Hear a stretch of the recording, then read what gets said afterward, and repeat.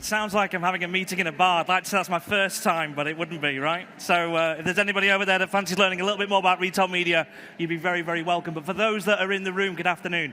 My name's Lee, and I am the Chief Commercial Officer of SMG.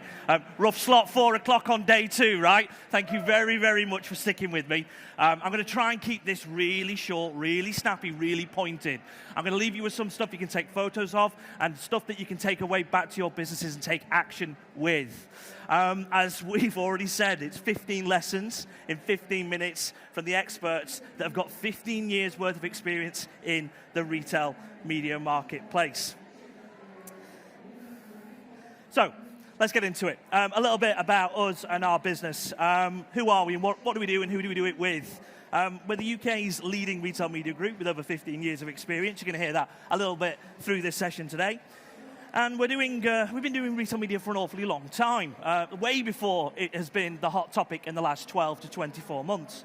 Threefold, the brand you'll see on the left-hand side, runs some of the biggest RMNs in the UK. Hopefully you've heard of Boots Media Group from the session with Ollie Shea this morning, and also the Co-op Media Network with Dean Harris just before lunch.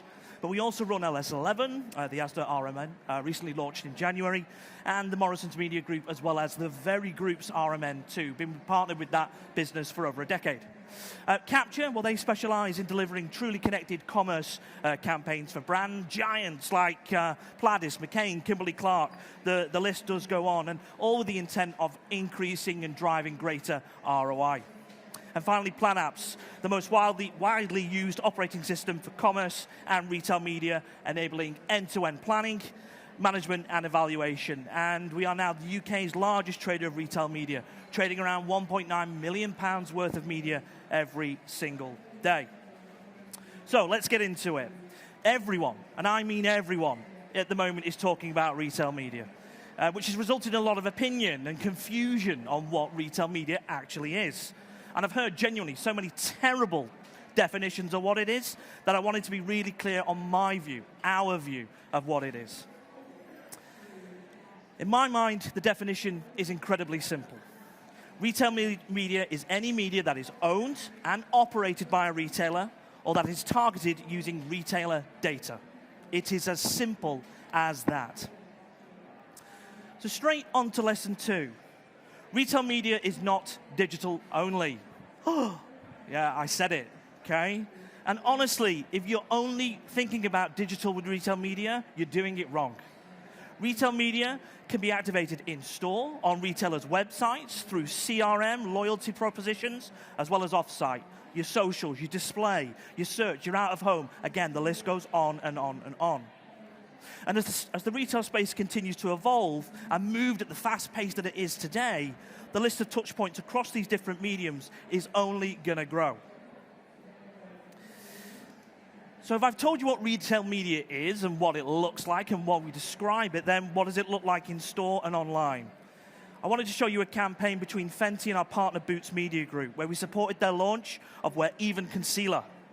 As you can see, the campaign encompassed in-store, online, and off-site through channels such as in-store digital takeovers, something that is hot in terms of a topic of discussion at the moment, out-of-home, and in-app comms, to name just a few. So moving to lesson 3, the industry and the retail media landscape has rapidly evolved. I've been doing this job 10 years with this business. I've been doing it almost 20 years in total. And the proliferation, the growth in the market is huge. We're now over 200 retail media networks globally. There's also a huge group of non-traditional retail players launching similar networks. And the next slide I'm going to show you, and this is one you might want to take a picture of, gives you a context for that.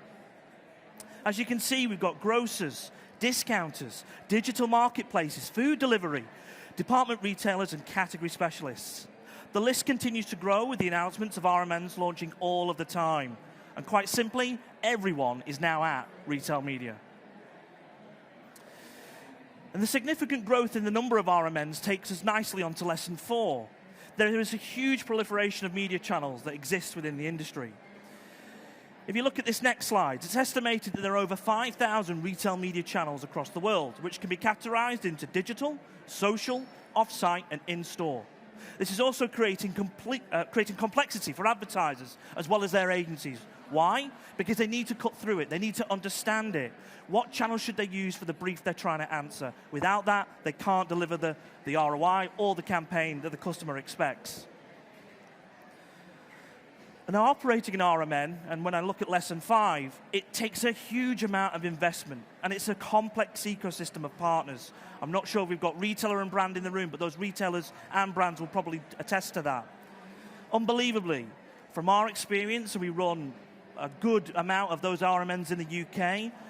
On average, you're looking at 49 heads to operate a retail media network in a retail environment.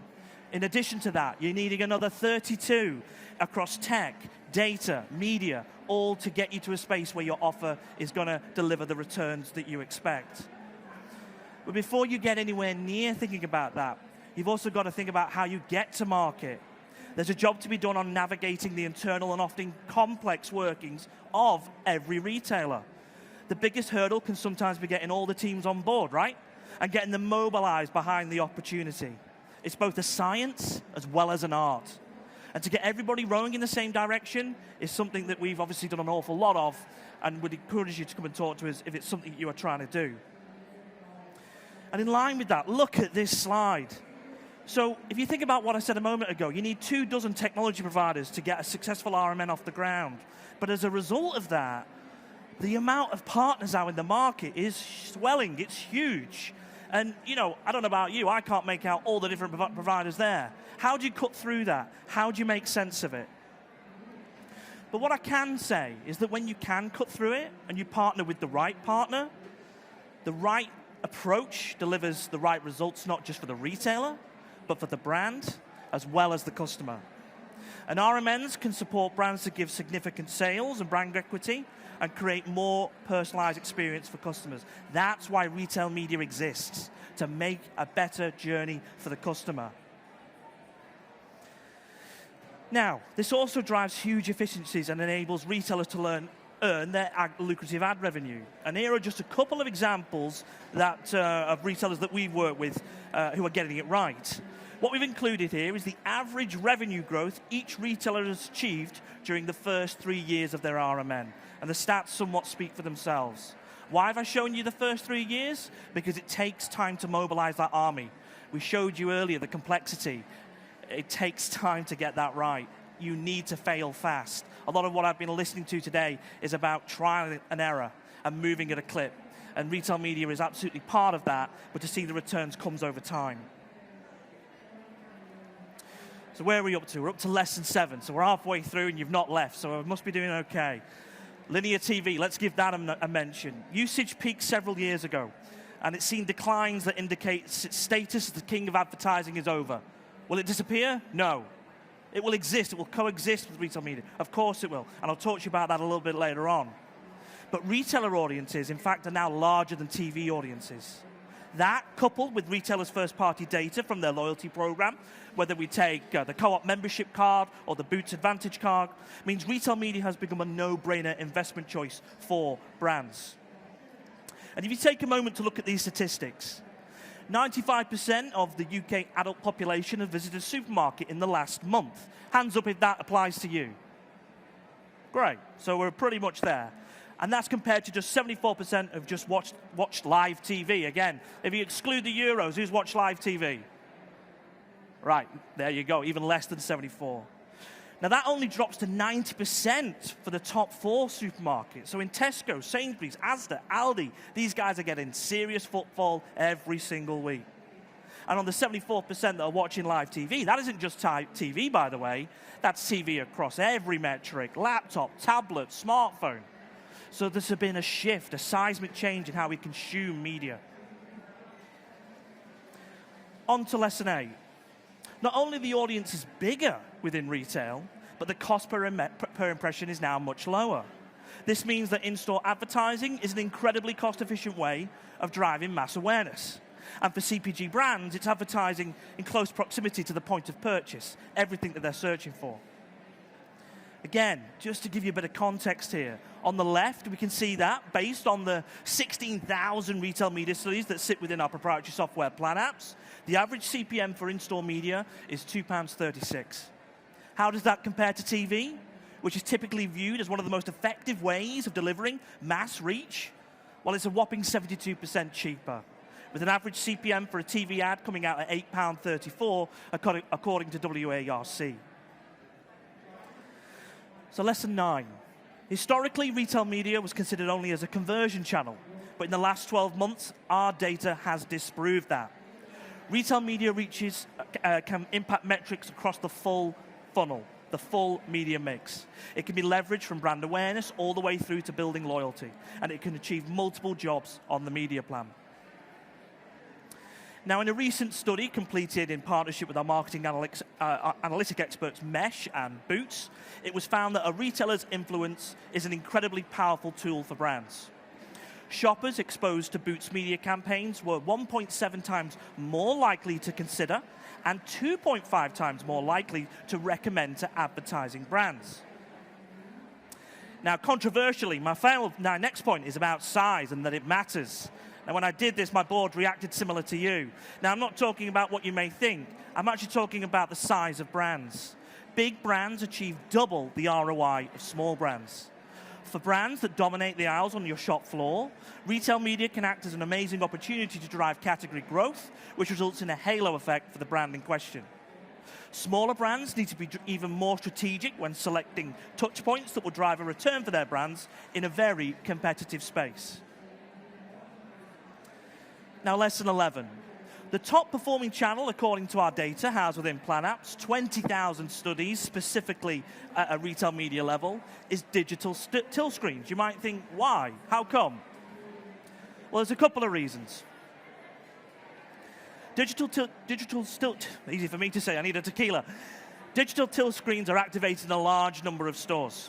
The high-reach channel disrupts shoppers right at the point of purchase and delivers an incredible ROI of £6.67. And the reason it works so well is because it's a convenience channel. It's front of mind, you are shopping on a high frequency, and so it particularly works well for those brands we all shouldn't buy a lot of, Impulse and BWS, but we inevitably do. And it's not just screens and visuals. Okay? Our PlanApps data proves that sound can play a key role in influencing shopper behavior as well. Now, you might not notice when you're walking around your supermarket that you're listening to a radio, or a radio show often, when you're in store, but these numbers really do speak for themselves. Our data shows that audio provides a 25% featured SKU uplift and a £4.54 in brand ROI, making it a powerful and honestly underutilized channel by many retailers today. And we can also use our PlanApps data to compare retailer performance. And the good news is that the performance actually is really, really strong. What you can see from this data is that most UK retail media networks have delivered a strong average ROI for advertisers. And in the last 3 years in particular, we've seen the average ROI for the leading RMNs improve over time. And lesson 14, and we're almost there. You still with me? Yeah, you're smiling back, that's the main thing. Brands need to see the impact of their campaigns so they can make better investment choices. When brands can see what works, they'll invest again, growing the retailer's media network. It's a perfect partnership. It's not a give-give. It's not a give-give. You've got to give and take. It's a partnership. Only retailers who are willing to be truly transparent with their supplier brands will succeed as this market continues to mature. Now, this is a case study that shows how a brand has been working with us over the last few years, and they've put measurement at the very heart of what they do with their strategy, and it's reap rewards, and they're seeing an ROI increase of 477%. That's what happens when you put measurement at the heart of your campaigns. Ask, ask, ask. Lesson 15, and we've got there, and I think I've got there in time. I'll never really know. And it's not really a lesson. It's what I want to leave you with. What are we doing in the next 15 years? Where is this market, this fast-moving market, going to be? I might be here in 15 years telling you. I don't know. It depends how well I've done. But honestly, my view, our view, is that in the very near future, retail media will just be media. Just as marketeers allocate budgets across TV, print, digital, and social media, retail media will be considered a critical component of the overall media mix. And it will be treated with the same level of attention and consideration. That's really, really important. When I started this job 10 years ago, retail media was the last thing you thought about. It's so, so refreshing to see it being seen as the first thing that people think about. And understanding that retail media is just media encourages a more strategic and integrated approach. It enables marketeers to leverage its unique strengths to create comprehensive, effective campaigns. And I'm sure you'll agree that's what we're all here to do. So that's me.